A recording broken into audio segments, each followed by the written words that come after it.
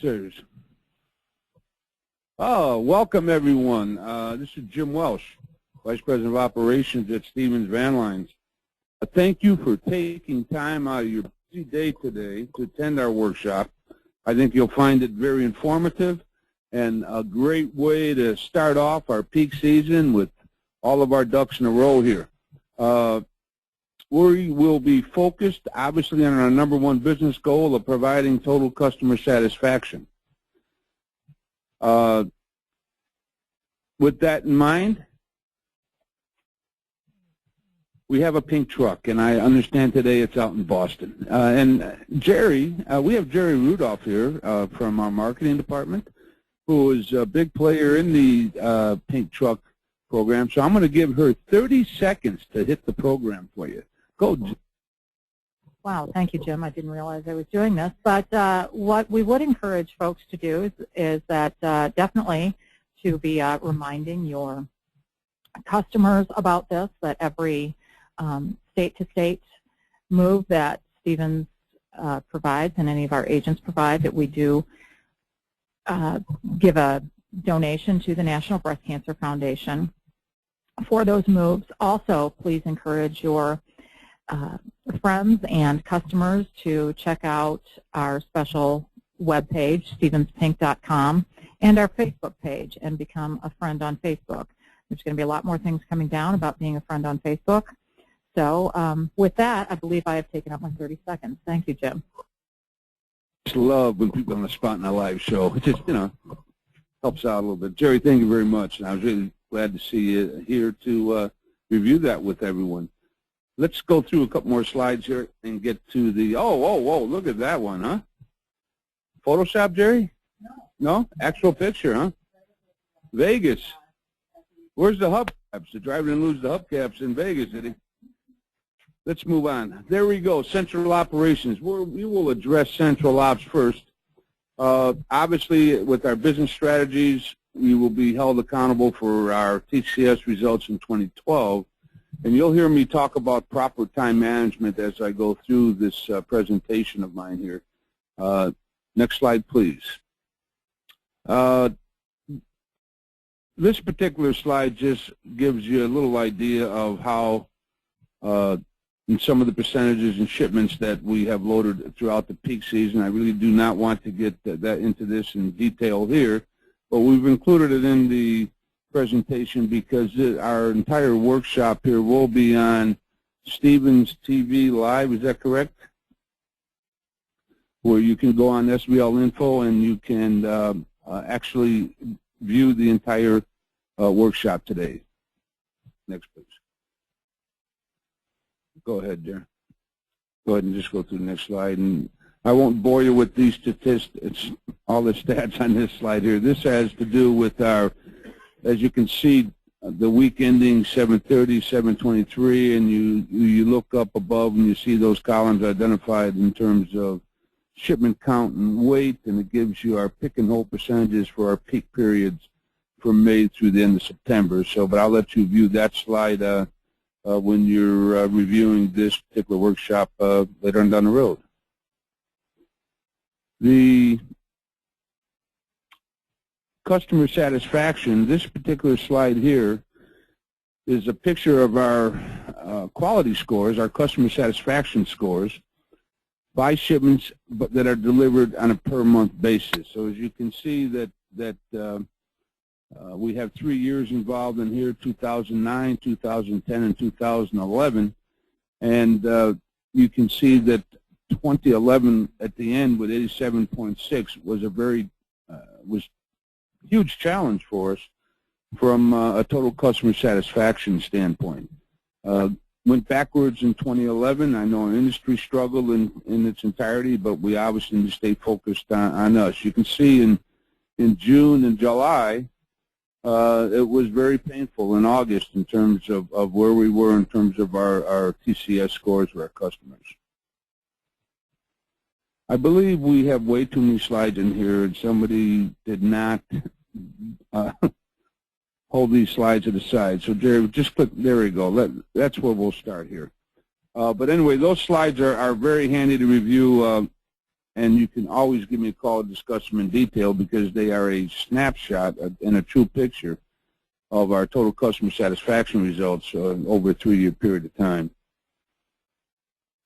In the fall, because we did go backwards with our TCS scores, we assembled here in headquarters a TCS task force, and its entire mission was to improve how can we improve ourselves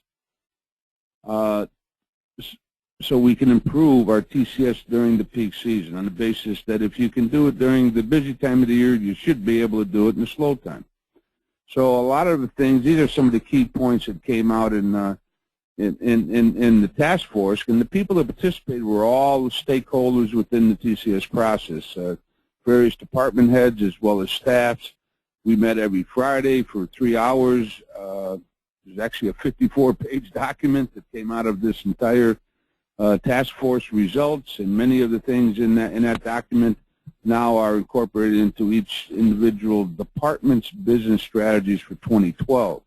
But some of the highlights, we felt that we did not have the proper staffing at headquarters, so we have been addressing that diligently over the last 2 or 3 months and have hired people and are in the process of training them. We said we must increase our training for our staff as well as all our service providers, and we have actually put together a very extensive program for the onboarding of a new PVO when they come on board here in headquarters, so that we can take them through a pretty extensive training process. We have the TCS University coming up at the end of the month, which is all about hands-on training and time management and customer relations and crew behavior. And we also said that we really need to hold all our frontline and support and service providers accountable for providing total customer satisfaction. And that really comes through not just a real firm commitment. It comes through a training and educational process of all employees. So specifically in central operations, let's talk about what some of our business strategies are, specifically designed to help our service providers, PVOs as well as our agents, to be successful in this business. We knew that we need to hire some staff, so we've increased our dispatcher by 1 down in Ruston. We also said we need to train and retrain our operations staff on all of the service expectations as well as the entire accountability process. We've specifically addressed our own time management skills in terms of what do we do from the moment we walk in the office and sit down. Who do we call first? Why are we calling that person? What type of information are we looking for? What type of information are we putting in the system so our move centers know that by when they make their quality call at 10 o'clock, they can believe what they're reading in the system. And again, we will hold all service providers accountable for consistently providing TCS. It's not a sometimes thing. It's not different for each and every one of us. Total customer satisfaction is the same. Everyone's goal is to have a happy customer when we are done with the move. So, we believe that some of the changes that we are making in central ops with staffing and our time management skills, it will really add to the success of our PVOs out there in terms of being independent business people as well as achieving total customer satisfaction. Let me give you an example of what we talk about time management in central ops. We've actually broke down and dissected every function that a dispatcher has to perform within their daily work. We found that there was way too much clerical work. So, when you think about our dispatcher as the person that actually manages the service provider, it's in the home. And when you have that person burdened with extensive clerical works, chasing paperwork, people calling them looking for weight tickets, dispensing money, things like that, they're really away from the basics of what their job function needs to be, and that's managing our service providers that are in the home. So I'll give you an example. When our dispatchers come in, they will have their particular PVOs lined up according by time zone, who's making deliveries. So when they walk in the morning, those are the first 5, 6, 7 calls that they're going to make. And the reason being is because we will hold all of our PVOs accountable to being at residence by 8:30 in the morning, because that's when the customer's workday generally starts. And when we show up at 12, we really start off and create a terrible image with that customer, and it sometimes is very difficult to recover from. So we're getting back to the basics here and being where we have to be, and that's why the dispatchers will be calling all PVOs that are scheduled to make deliveries that day by time zone to make sure that they're at residence by 8:30. Reason being is the move center person is going to make a quality call about 10 o'clock to say, well, Mr. and Mrs. Jones, how is the move going for you today? The last thing that move coordinator wants to hear is that, well, it'd be going very fine if your truck was here. So if you ever want to hear silence, that you will hear it right there. So same way with deliveries. After we make our phone calls by time zone to find out, making sure that everyone's where they're supposed to be, and if they need anything to help them get that help, our PVOs on their deliveries by time zone. That's the next call that the dispatcher will make. So once we make sure everyone is where they're at, where they're supposed to be on time, and has all the tools and everything they need to provide TCS, that dispatcher will then go into and talking with their drivers who are en route, reviewing future loads, so forth and so on. One of the things that the support staff that we'll be adding, they'll make sure that the PVOs have the right service instructions, and even reviewing service instructions where need be. So it's going to be a very time-sensitive and well-structured process when people walk in the office to work in central operations, and we believe that that will implement a great improvement in everyone's time management skills, because people will be held accountable for that. I think I have reviewed, we'll have 2 people that do nothing but work with our crate and freight programs on our small shipments. We will be coming out with our summer pricing here, peak pricing, and within the next 2 weeks. I know that we plan on implementing and giving people an opportunity on a small shipment program,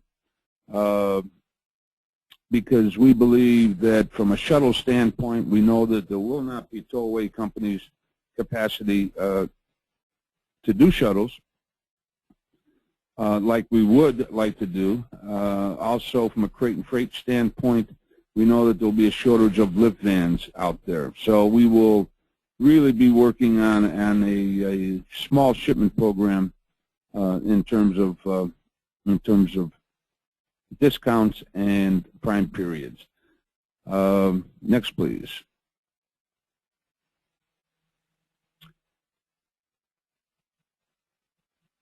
Well, I guess I don't have to read that, do I? Well, you know, it's all about being focused on customer satisfaction. So, and proper time management skills. So we think that our task force really gave us a lot of information, our TCS task force, and we have employed many of the action plans in place, and we're starting to see some results. Do we have any questions there, Greg, that anyone would like to convey at this time?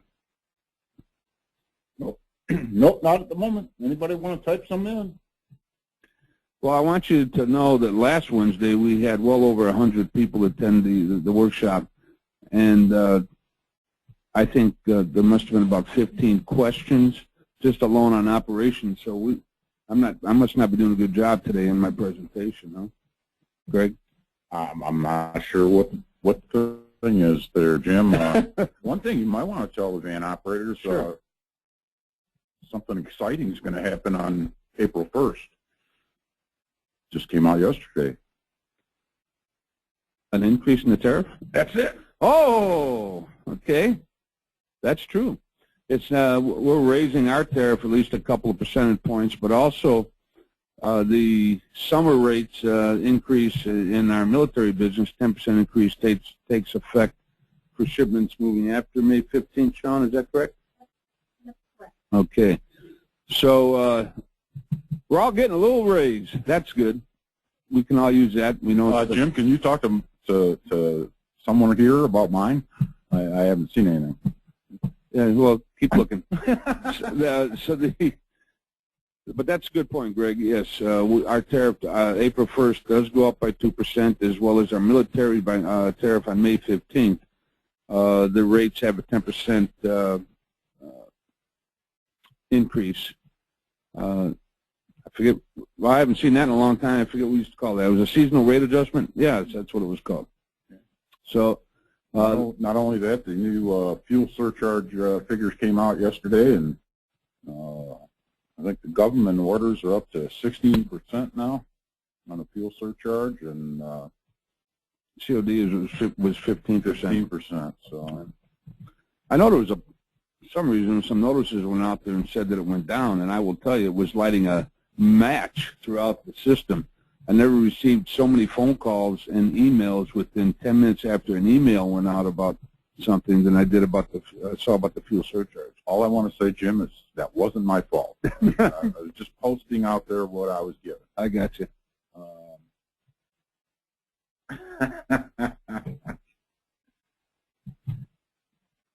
You probably have a question, Rick, or something? Mr. Ayala wants to know are other agents cooking burgers and hot dogs for PVO's Day. Apparently, Steve Grennan's got the grill cranked up there, and really, they're having a big lunch. Well, that's very nice. I know we have a lot of our PVOs at agents, and we certainly appreciate that.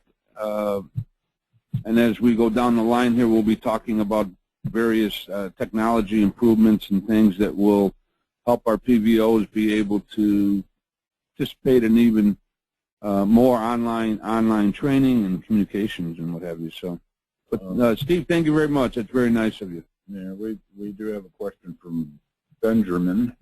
If a customer asks for asks for a later ETA, does that count against the driver? Well, I think that when a customer, are you talking about 11 o'clock in the morning, or are you talking about a different delivery day? I'll address both of them. Number one, we expect everyone at the house at 8:30 in the morning. If that customer says, no, I don't want you there till 11, you need to communicate that to your dispatcher. And the reason being is dispatch needs to be able to communicate that with the move centers so that they're not calling at 10 o'clock and saying, how's the move going? Oh, didn't your driver tell you? We set it up, he's not going to be here till 11. Very important that we all maintain our credibility in front of the customer. Now, when it comes to the customer saying, no, I know you had me scheduled to deliver on the 15th, and on load that they say, well, I'll deliver on the 16th, even if that 16th is within the spread, you must confirm that and get that information back to your dispatcher so they then can get with the move coordinators, and the move coordinators will confirm that with the customer that they, in fact, want to deliver on the 16th. You cannot just be driving around the country changing dates and times. That's the number one rule when it comes to, you want to upset a customer, it's not being where you're supposed to be according to what their service expectations are. At the same time, you have to be cognizant that we have many people working behind the scenes making sure that that customer is happy. So you have to be aware that there are people that are going by what is in the system. And if we dead reckon your trip and those are the dates, you cannot change those without talking to your dispatcher first, period. And I hope there's no misunderstanding on that. Very important that you understand that because of all the communications that need to take place. Oh, let me bring something else up, too, since we're talking about that. 2 weeks ago, we had one of our PVOs. They were doing their job. They were calling ahead and talking to the customer. But in this particular case, it was like a Wednesday for a shipment that was supposed to be loaded on, or I'm sorry, this was a Tuesday for a shipment that was supposed to be loaded on a Wednesday. And the PVO said to the customer, well, you know what? I'll load you and deliver you a day ahead of time on the 2nd. And what happened is that the original driver he filled out. So he knew he had a big shipment on. He hasn't seen the other 6,000-pound corporate shipment, and he's already setting the delivery day and expectations with the customer. This is a wrong thing to do, and I will tell you that the problems and the issues that this created with our corporate account was huge, because when that driver filled out, we had to put another PVO in there. PVO is there loading, and the customer says, I just wanted to confirm you're delivering me on Friday. And he said, no, sir, I'm delivering you on Saturday. Now, that driver thought he was okay because he's within the spread. The problem is that the previous PVO decided to make some set of service expectation at the wrong time and did not advise their dispatcher what they were doing. And I will tell you that this happened on a corporate account that we've spent 4 years trying to get in the door. And I don't think I need to say any more about that. Tremendous issues and problems with that. So, I got a couple other questions here. We'll kind of tie together. You know, what if it's a shuttle and you can't get to the residence by 8:30? And what happens if you break down on the way? Does that count against you too? Well, let me clarify something here. People in headquarters are not out to get you. They're not looking for things to put, you know, to count against you. It's all about the communication process and common sense. You know, when you're making your call befores, and that's not 5 o'clock the day before you're going to deliver a shipment. Your call before on a shipment when you're making deliveries, as well as your conversation with that customer when you're loading them, you should ask some questions about. I always tell men to ask questions about destination to get a feel for where the customer's delivering into. You know, you can find out. A lot of them have brochures where they're moving into. It can show you information. You'll know right then and there whether or not that truck has accessibility. So you can start now working with the dispatcher, you know, to where a shuttle is not a surprise. So it's all about proper time management when we talk about these things. You know, breakdowns are going to happen, and people understand that, but you know, customers do not like to hear excuses. So you need to have enough time and manage your time right, and have your PMs done, and make sure your unit's running well. So, you know, breakdowns, we understand that. Weather conditions, we understand that. And as we go down further here in our presentations, we think we're going to improve your ability to communicate your issues. I don't care if it's 2 o'clock in the morning. You will be able to communicate issues that you have where you're trying to be and get where you need to be. So, you know, I don't accept excuses for not being on time where you're at, period. And then we're going to hold the line on that. So, okay. Kurt Foster wants to know, how about a little more packing this year? Okay. We definitely have areas that are in the country where we do not have a prime agent that packs shipments. And we have to make them driver pack. We are a van line in itself. We have our agents that are preferred packers that we work with to pack. But I could foresee, as we expand our corporate business opportunities, we obviously do not have a location on every street corner. So I can see that, yes, you know, packing opportunities will increase there for many of our PVOs.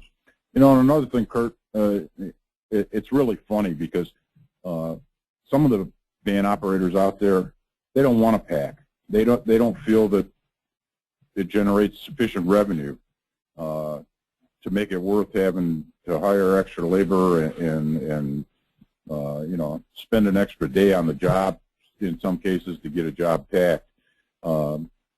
I suggest to you that you let your dispatcher know that, you know, if you do want more pack jobs, and maybe they can do something to, you know, maybe guide you into those positions. Any more questions, Jim?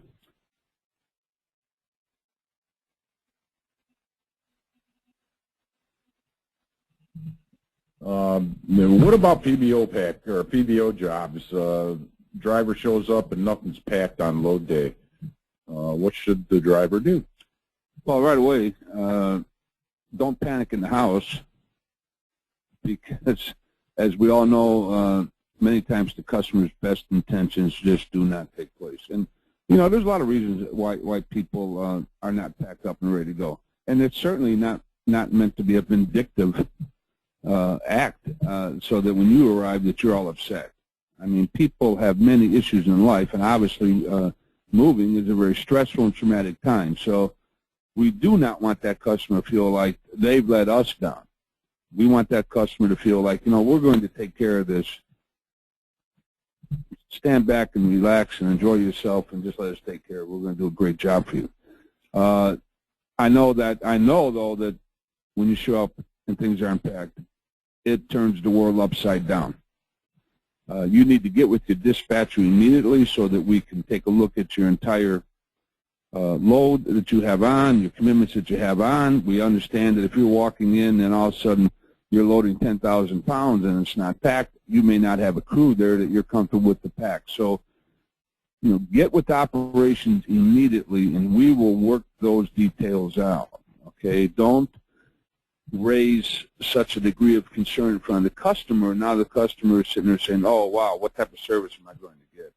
And I know this is a big thing with our move counselors that they always stress to us, you know, that sometimes we take something and move it from a 0 to a 7 on an alert scale, and it's certainly not necessary to ever even do that. So, well, I think we're, Robin Kasich's here from our move center. Robin, I think we're trying to be proactive on that, aren't we, as part of our pre-move when your counselors are calling to check on packing? Yes, we are, definitely. The day prior to the arrival of the crew, when we contact the customer to give them the ETA, we are asking the question, have you completed the packing? So at that time, if they say they haven't, we can find out what needs to be packed, and we can contact the driver or the dispatcher to alert them to please bring the additional cartons if they're able to. you know, Sean, I'd like you to make a comment on this too. I know that, you know, our service people, their families and themselves are sacrificing many, many things to defend our country. And to think that you show up and they're not fully packed, there's a lot of reasons why that may not be happen, you know. And I think it's just very important that the empathy and the sensitivity to the situation, that we truly understand, you know, that packing may not be the number one thing on the mind of someone's spouse whose spouse is in harm's way. I think we forget that sometimes. We get all caught up in the hustle and bustle about what we're doing. Well, as you know, Jim, on military shipments, every box has to be carrier packed and inspected by someone. So if there is packing that's left over for the convenience of the customer, the driver needs to be prepared to perform that packing and provide that customer service, and let their dispatcher know what cartons they packed, what cartons they supplied and packed, so that we can take care of that after they've taken care of the customer. Great point. So I wanted you to make a comment on it. All right, Greg, what do we got? No questions, huh? Oh, it's a lively group. Okay, I tell you what, I will hold you all accountable for not having enough questions. But other than that, let's move on to our national account business. And Robin is in studio with us today. Vicki Beerline is outside on sales calls, and she's calling in from her outside office. So, Robin, go ahead. Thank you, Jim. Good afternoon. This is Robin. And this is Vicki. First and foremost, we want to thank all of our PVOs and crew members out there for what you do for us, what you do for our customers. You have the most important job within our van line. We realize this, and you are the face of our company, so please keep that in mind when you are out there on the streets in front of our customers, that you conduct yourself professionally, because that is a reflection on our entire company. What we'd like to talk about today are some of the best practices. These are the things that our customers tell us their PVO did to make their move a wonderful experience. So we wanted to share that with everyone. And then also, on the flip side, there are things that our customers tell us that did not go so well. So we also want to share that with you and offer some suggestions on improving that. One of the first things that our customers will tell us is that they really appreciate it when you do call the day before the move to introduce yourself and provide your arrival times. The earlier in the day, the better. That way the customer can certainly plan the day when you're arriving. If there is a delay and you will not meet the committed time that you told the customer you would arrive, please call the customer and your dispatcher immediately to advise, and then the dispatcher will then let us know in the move center so that we can follow up with the customer as well. The customer should never have to call into Stevens looking for an update on why the driver is not there. And we also take some time to prepare a service instruction sheet. And the move consultant will learn from the customer things that are very important to them, things that they're concerned about, items that require special handling. And also, on the service instruction sheet is we'll let you know of any special circumstances involved in servicing the move. If it's, you know, an 8th floor apartment and you have to deal with a freight elevator and park around the block, things like that, so that you're prepared, you have enough crew with you so that you can pull off an efficient day. So it's very important that you review that service instruction sheet the day before the move at the very latest with your dispatcher so that you have a clear understanding. We want to set you up for success, and the more you know prior to going into the home, the better prepared you'll be, so that the customer will be at ease as well.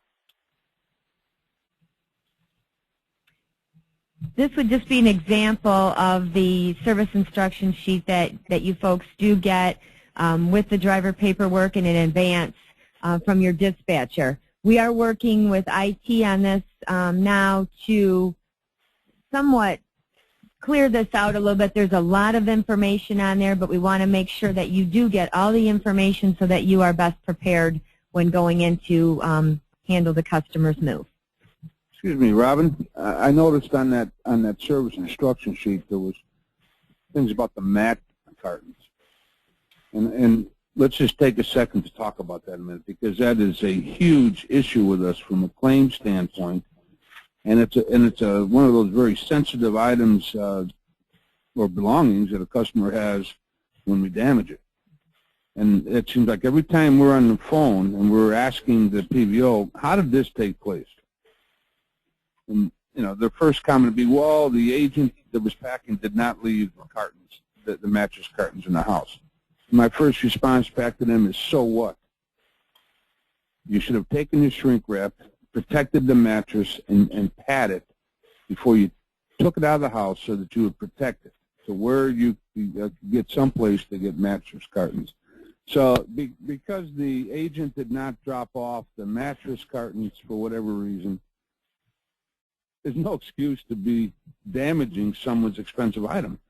I saw somewhere that the average claim out we're paying for damaged mattress and box springs like over $3,000. Right. I mean, that's unbelievable. And then next thing you know, the PVO is calling me and saying, hey, can you help me with my claim rating, Jim?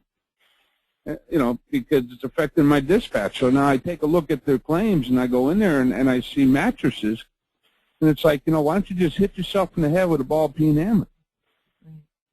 Unbelievably, Jim, we had four instances just in the corporate move center last week regarding mattresses being delivered uncovered, dirty, ripped, damaged of some sort, and the reasons were, as you know, by speaking with the PVOs, where they didn't have the carton. So, you know, even if you are planning on putting the mattress in a carton in the trailer, for whatever reason, I believe our policy is to put it in the carton in the home, but please make sure you let the customer know that you're doing that. They just see you carrying the mattress out without any covering, but worse, they see you carrying it in and it's dirty or damaged. So that sets the customer off immediately and causes a problem, because nobody wants to sleep on a dirty, ripped up mattress. So we have to then immediately allow the customer to go buy new or get it cleaned, and it's just inconvenient for the customer on their very first night in the home. And not too many accept the cleaning of their mattresses.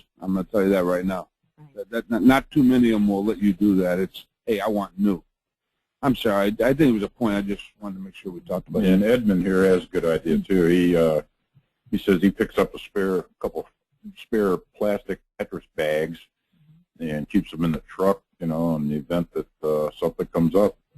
Yeah, you know, you need tools to do this job, folks, and you should have tools in your truck,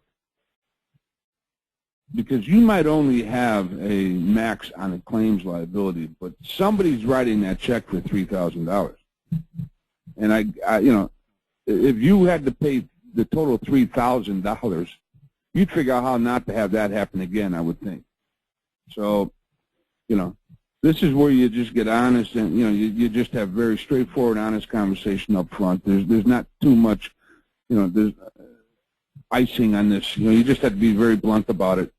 Common sense. Let common sense come into play here. Right. I'm sorry, Robin and Vicki. Please remember, professionalism is king, and first impressions count. I think Jim can touch a little bit more on that with his 7-11 rule that he's been talking about recently. Can you share that with us, Jim? I certainly can. For some reason, I didn't see it on our slides here. Okay, so you know, let's talk about this a little bit here. On the 7-11 rule, you know, a lot of researchers talk about what really makes things sensitive, and how does a customer perceive you when you walk up. So let me spare with one moment here so that I can get my notes here. Well, it's in the first 7 seconds of seeing the customer seeing the crew, they determine 11 Correct. Different things, right? Yeah. You know, it's that friendly 7-11, not the slurpy one either. So when you and your crew exit your vehicle and you're walking up to the sidewalk, in that 7 seconds, that customer takes a look to see at the cleanliness of your crew, you know, do they look friendly, or are you walking up to the lawn, up to the front door, with a scowl on your face, and someone's going to be afraid to answer the phone, the door. You know, the minute you open up your mouth, they're going to check out your credibility. Did you thank them for giving you the opportunity to relocate their family? You know, how much appreciation did you show for that, the opportunity? Do you have empathy when you're talking with them about things that may be sensitive, that they really want to make sure that we're handling properly in the home?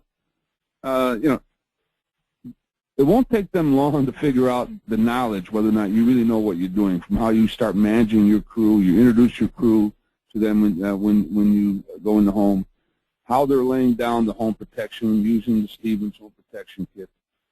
Are they courteous? Or are they just walking by and not saying anything other than not even a good morning? How are you? We're looking forward to working with you today. We're going to do a great job. Does your crew, you know, exude confidence in what's going on? So that customer says, you know, I chose the right company to move my family. So, you know, we talk about those 7-11 rules and what have you. You know, what's that customer do at that point in time? They decide, well, do I like you? Do I not like you? Or am I going to have to stand back and just wait to see how you perform to make my decision? But if you always remember that 7-second rule and about all the questions that customer is answering to themselves and the judgment that they're making in terms of, am I going to enjoy this, or is this going to be the worst decision I ever made? Right. You know, so I mean, it's kind of that's kind of our TCS moment of truth, we call that, right? When that customer first lays eyes on you and your crew, that's the TCS moment of truth. They start making decisions in their mind, mentally and emotionally, what type of day it's going to be and what type of move, the quality of a move they will receive. Right. So, and I apologize for the slides being out of order there, but it's a good catch, Robin. I appreciate you getting back to that point. Got your back, Jim. Thank you. Hey, Vicki, another best practice that we hear from our customers, or that we would like to make sure that the PVOs are remembering, is on your service instruction sheet is listed in the origin section what the top customer concerns are, and please make it a priority at the beginning of the day when you first arrive to residence to view that, so then you can right away talk with the customer. It helps the customer feel comfortable with you, that you care enough about their items or their top concerns to address it with them immediately. Also, a reminder about the high-value inventory. That protects you from claims later, and we definitely need to know what is involved in the shipment, and any high-value items always need to be checked over by you, the PVO, so that we can be ensured what is inside the carton. Yep, good point. Another best practice is to call the consultant handling the move if there are any questions or if you need approval for any additional services. Last minute and unusual things do come up on moves. For example, we talked about earlier about unexpected packing you weren't prepared for, or if there's an extra stop. We want you to be paid for the work you do, so we need to know as soon as that becomes apparent, because oftentimes we need to get with the corporate client, the employer, and get it approved, or we need to speak with the customer directly if it's the COD move and make sure they understand what the additional charges are going to be. So you need to either call the dispatcher and let them know, or the move consultant directly, and then we will intercede on your behalf and talk with the proper people to get it approved. We don't want you to have to get into discussions or arguments or anything of that nature with the customer. Let us explain that to them, and then we can make sure that you're paid for that.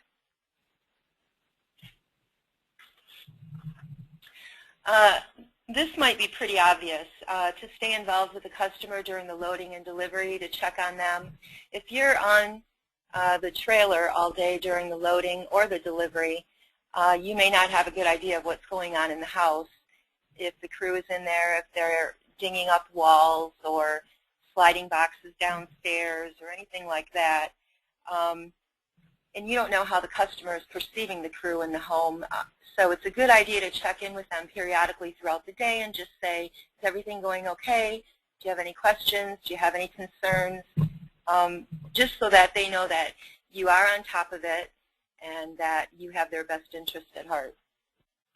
Yeah, Vicki, I'd like to, if you don't mind, make a point on that one. Too many times I talk with our PVOs and they say, well, no one's loading my truck but me. And I get into those conversations because, you know, they're a 3-rated driver, and I go, hey, what are you going to do to get yourself up from a 3 to a 2 or a 1? And we start talking about their operation, and they say, you know, well, I asked them, do you load your own trailer? He goes, I'd never have anybody else load my trailer. And I go, then who's managing your crew when you're in the house? How do you know what your crew is saying and not saying? Because the last 2 surveys I called you on about comments about what your crew said in the home, you knew nothing about it. So we end up with a bad quality score, an unhappy customer. Exactly. And, you know, so when you set up your labor, when you set your labor up, you need to ask for a loader, you know, and you need to check out the first tier to make sure that person can load. But if you're not managing your crew in the house, we are not going to reach our total customer satisfaction goals, period. And we will be losing customers. You know, it takes years and thousands, actually millions of dollars to gain customers and only seconds to lose them. And that's where we lose them, folks. We lose them when we do not manage the crew in the home. So I'm sorry, let me get off the stump on that one, but it's so key. Well, Jim, just to add into what you're saying, an opportunity for improvement is to be very careful about what is said in front of the customer between yourself, the PVO, and the crew. The customer may be just standing around the corner. You might not see them, but they're interested in what you're saying, and they can hear you. And we hear comments and see comments in the customer surveys about the driver and the crew were, talking about their personal life, or the crew was complaining about the money that they're going to be making on the job, or the PVO was complaining about the money. So please be very, very careful about what is said in front of the customer or in an area that the customer can hear you. If there is a problem with the move, or if you need something clarified, please go out near the truck and call your dispatcher or call the move consultant to make sure you get clarification. It shouldn't have to be in front of the customer and letting them know that you're not happy about something.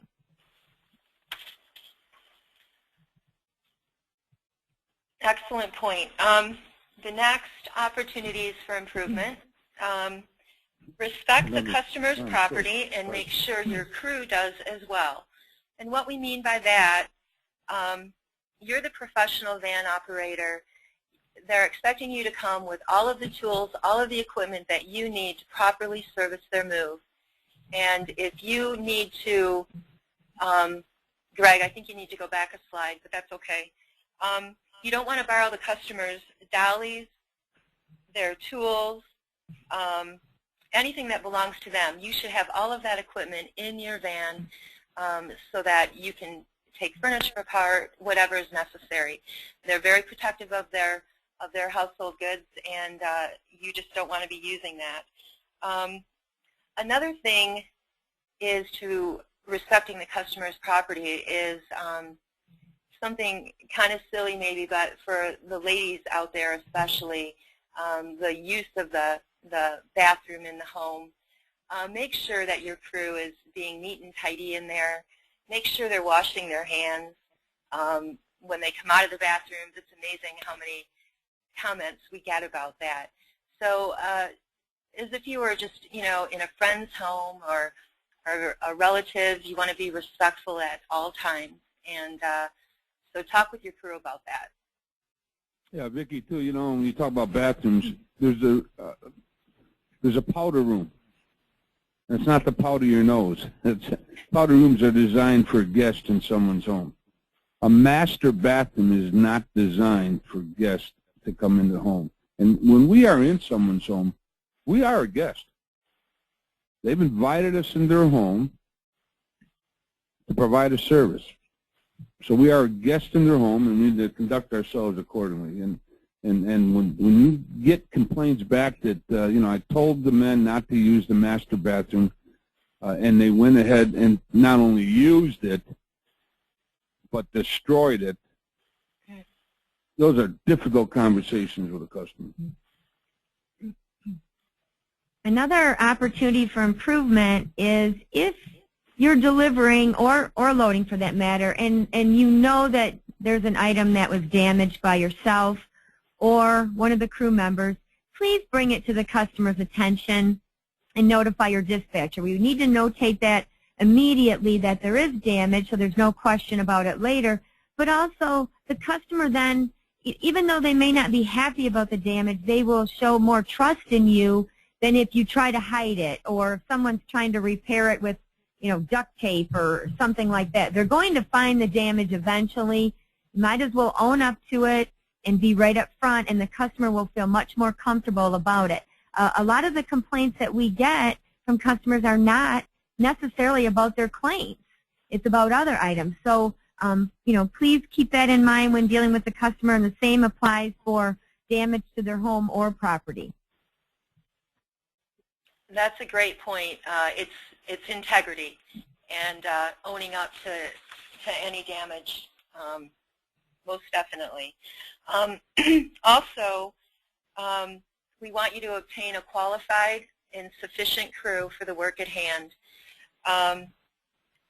Ideally, you should always, if there's a Stevens agent in that area, you should hire your helpers from a Stevens agent, both at origin and at destination.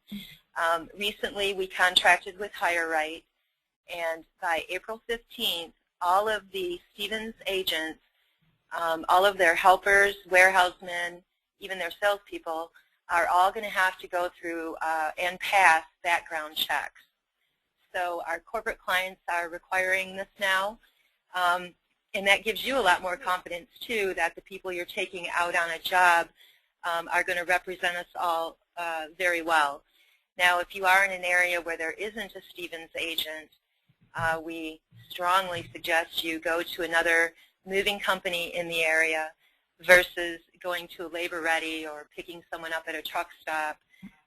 We really have to take care of our customers and make sure that the people we're bringing into their home are going to serve you well and serve the customer well also.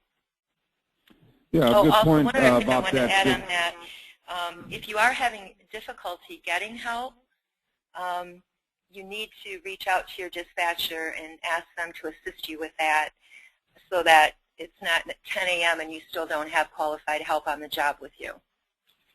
Great point, Vicki. I'd like to bring up some shocking numbers here. Please ensure that your crew understands and follows proper procedure for attaching hardware to an item. Missing hardware is one of the biggest claim problems that we have, and it's actually in the tune of $47,000 in 2011 is what was paid out in missing hardware claims, which is up $13,000 from the year before. A lot of that's money coming out of your pocket because the crew didn't know the proper procedure for attaching hardware. So please be very aware of this. With corporate customers, we can't have them sitting there without their beds put together for too long. So in many cases, we'll have to call a third party to come out and bring hardware, and that adds a lot of extra money. So we don't want to do that. We don't want to upset customer who can't sleep in their own bed the first night because their hardware wasn't properly attached. The other item that's been a large claim as of late is missing items. The proper procedure for checking off inventories is very, very important. If you can believe this number, $274,000 was paid out last year in missing items, which is up 60 grand from the year before. Those are unbelievable numbers. And if you're not properly checking off the inventory or ensuring that the customer does, we have a problem. They can claim a missing item and we have no idea what was in there, and usually it's not going to be pillows or bowls of Tupperware, so it's going to be more expensive items that are missing.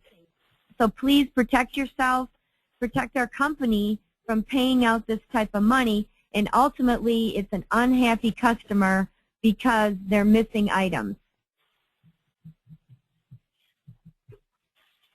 Customer evaluations are very, very important for the corporate customer as well as the military customer, which Sean will be bringing up. The customer evaluation is what the corporate customer wants to see. They want to know how many of our customers are happy. So the customer evaluation is how we get future business. So the customers asked how the relocation consultant handled their move, how it handled the coordination, how the packing crew did, and how their items were handled with care by the packers. Did the packers arrive on time? Same with the loading and the delivery crews, as well as how did they protect the home? Did they use the home protection kit? Did they cover the floors? So the ultimate question, of course, is the overall satisfaction of the move.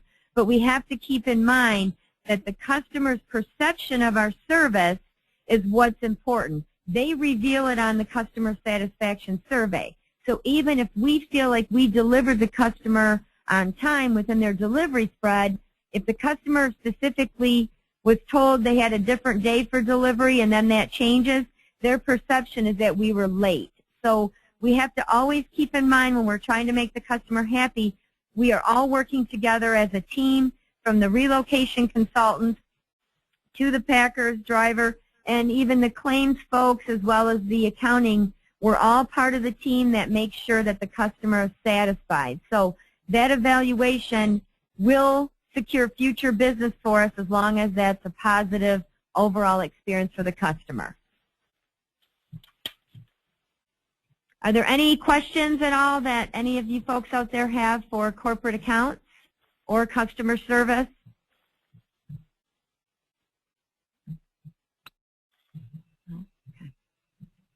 Well, let's bring in our next presenter. I tell you, we are kind of disjointed here today. You'd swear people were up all night partying at a frat party, Jeff, you know. Okay, let's get the slides rolling. Let's snap up. Let's get it rolling. Okay, Sean Knapp, our government traffic manager. She will bring excitement to this presentation today. Right, Sean? Absolutely. There you go. Go. Oh, again, the slide. Oh.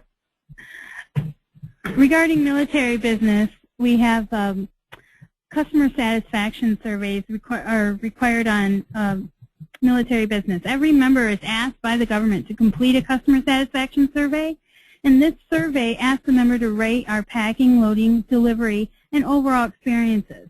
If the member rates us as good, we'd only receive a score of 75, and a 75 is not good enough. We need to have that member rate us as excellent every time in order to ensure additional business in the DP3 program. So one of the ways to do that is to provide customer service at every point. One of our biggest complaints is the driver did not call ahead of time or when he was delayed. And I know that both Jim and Robin and Vicki have covered this, but it's so important that we felt that we needed to address it at every segment. Calling the member, you should call before pickup, before delivery, and if you gave them a time and you're going to be late, you need to call them again. Your dispatcher is your first point of contact for any issues regarding delays or pre-approvals or conditions at residence. But you can always contact the move coordinator for any of those issues as well. Your move coordinator's information is provided on your service instruction sheet. Every DP3 shipment must be cleared with your dispatcher, which means that you will need to call your dispatcher to let them know that you have arrived for delivery. We need to know the whereabouts of every shipment. To provide excellent customer service, the move coordinator must be able to contact the member on delivery day, but if we do not know if the shipment is delivering or not, we won't be able to make that call. So advise your dispatcher about all your arrivals. And by improving your communications at every step, we can impact our overall scores. Go ahead, Jeff. Our other concerns for our customers regarding from their comments and feedback are dates and unpacking. Dates are set up with the move coordinator and the member. Do not change those dates with the move coordinator directly. Again, if you have any issues regarding dates and your schedule, you need to be working directly with your dispatcher so that the move coordinator can contact the customer and see if there's anything we can work out. But you shouldn't work those date issues out directly with the customer on military moves, because if you make a change and we're not aware of it, we can't contact the customer and follow up and do our due diligence there. Yeah, Sean, there's a common thread here. Do not change any dates without communicating with your dispatcher, regardless whether the shipper tells you I want you to deliver a day later or you agreed to deliver a day earlier. That must be confirmed and approved through your dispatcher. Thank you, Jim. Another issue we hear a lot of complaints on is unpacking. Every member is entitled to a full unpack and debris removal on delivery day.